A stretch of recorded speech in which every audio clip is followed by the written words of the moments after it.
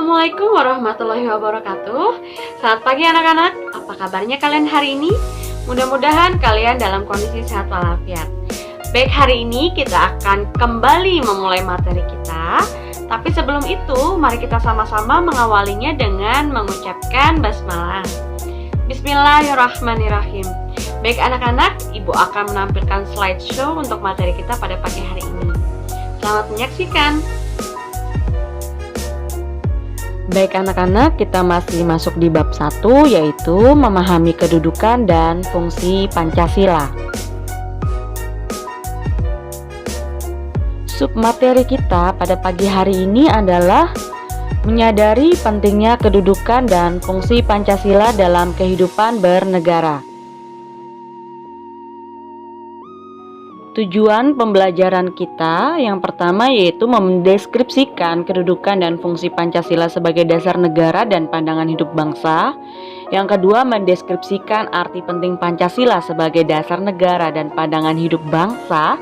Yang ketiga, mendeskripsikan nilai-nilai yang terkandung dalam Pancasila. Yang keempat, menunjukkan keterampilan mengamati tentang Pancasila sebagai dasar negara dan pandangan hidup bangsa. Baik, yang pertama nilai-nilai Pancasila sebagai dasar negara dan pandangan hidup.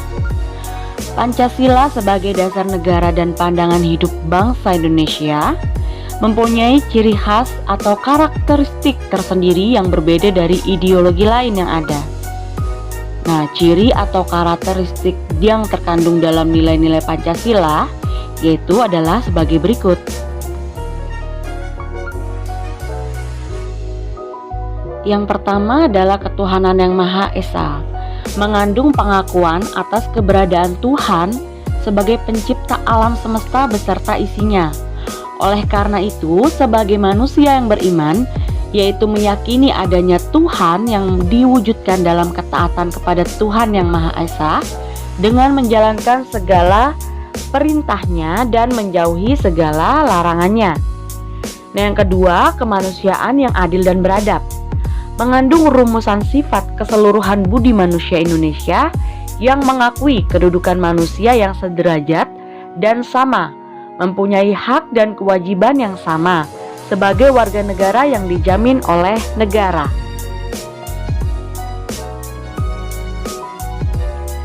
Yang ketiga, ada Persatuan Indonesia, merupakan perwujudan dari paham kebangsaan Indonesia yang mengatasi paham perseorangan, golongan, suku bangsa dan mendahulukan persatuan dan kesatuan bangsa sehingga tidak terpecah belah oleh sebab apapun.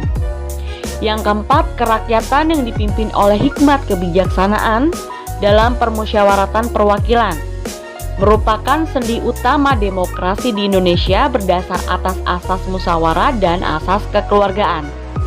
Yang kelima, keadilan sosial bagi seluruh rakyat Indonesia, merupakan salah satu tujuan negara yang hendak mewujudkan tata masyarakat Indonesia yang adil dan makmur berdasarkan Pancasila.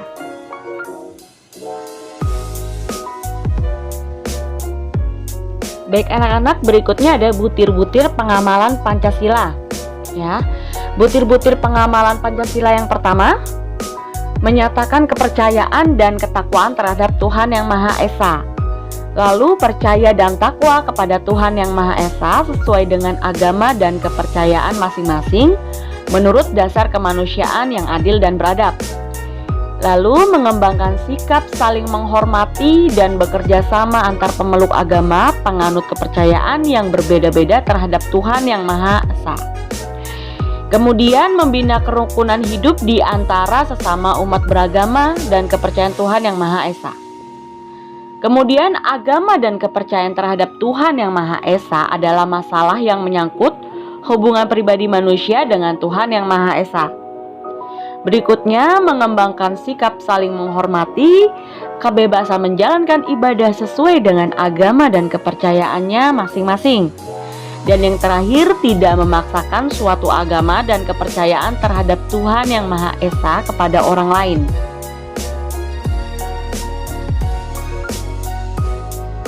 Kemudian Pengamalan di sila kedua yaitu mengakui dan memperlakukan manusia sesuai dengan harkat dan martabatnya sebagai makhluk Tuhan yang Maha Esa, mengakui persamaan derajat, persamaan hak dan kewajiban asasi setiap manusia, tanpa membeda-bedakan suku, keturunan, agama, kepercayaan, jenis kelamin, kedudukan sosial, warna kulit, dan sebagainya, mengembangkan sikap saling mencintai sesama manusia, mengembangkan sikap saling tenggang rasa, mengembangkan sikap tidak semena-mena terhadap orang lain, menjunjung tinggi nilai-nilai kemanusiaan, gemar melakukan kegiatan kemanusiaan, berani membela kebenaran dan keadilan.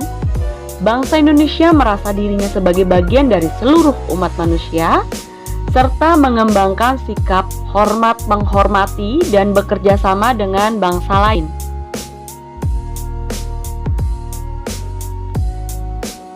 Pengamalan sila ketiga, menempatkan persatuan, kesatuan, kepentingan dan keselamatan bangsa dan negara sebagai kepentingan bersama di atas kepentingan pribadi dan golongan. Lalu rela berkorban untuk kepentingan negara dan bangsa. Kemudian mengembangkan rasa cinta kepada tanah air dan bangsa. Mengembangkan rasa bangga berbangsa dan bertanah air Indonesia. Memelihara ketertiban dunia yang berdasarkan kemerdekaan, perdamaian abadi, dan keadilan sosial. Kemudian mengembangkan persatuan dan kesatuan Indonesia atas dasar Bhinneka Tunggal Ika. Lalu memajukan pergaulan demi persatuan dan kesatuan bangsa. Baik, berikutnya butir-butir pengalaman sila keempat. Sebagai warga negara dan masyarakat, setiap manusia mempunyai kedudukan, hak, dan kewajiban yang sama. Tidak boleh memaksakan kehendak orang lain, lalu mengutamakan musyawarah dalam mengambil keputusan untuk kepentingan bersama. Musyawarah untuk mencapai mufakat diliputi oleh semangat kekeluargaan. Menghormati dan menjunjung tinggi setiap keputusan yang dicapai sebagai hasil musyawarah. Iktikat baik dan rasa tanggung jawab menerima dan melaksanakan hasil keputusan musyawarah. Dalam musyawarah diutamakan kepentingan bersama di atas kepentingan pribadi dan golongan. Lalu musyawarah dilakukan dengan akal sehat dan sesuai dengan hati nurani yang luhur. Kemudian keputusan yang diambil harus dapat dipertanggungjawabkan secara moral kepada Tuhan Yang Maha Esa, menjunjung tinggi harkat dan martabat manusia, nilai-nilai kebenaran dan keadilan, mengutamakan persatuan dan kesatuan demi kepentingan bersama.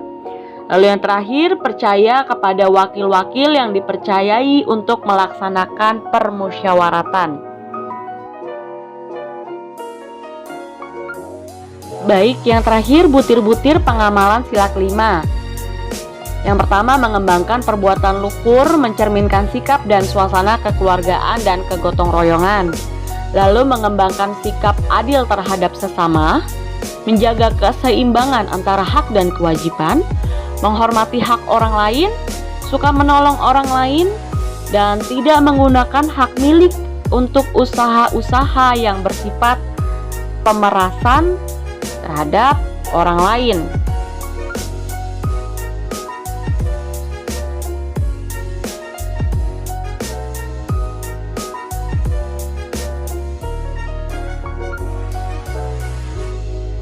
Baiklah anak-anak, itu tadi materi yang dapat Ibu sampaikan pada hari ini. Semoga apa yang Ibu sampaikan hari ini dapat memberikan manfaat bagi kalian semua.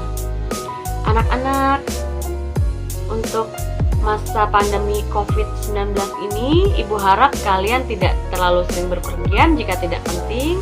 Tetapi jika mengharuskan keluar rumah, tetap jaga protokol kesehatannya ya. Baik anak-anak, mari kita akhiri pembelajaran pada pagi hari ini dengan sama-sama mengucapkan hamdalah. Alhamdulillahirabbil alamin. Baik anak-anak, akhir kata wabillahi taufiq wal hidayah. Assalamualaikum warahmatullahi wabarakatuh.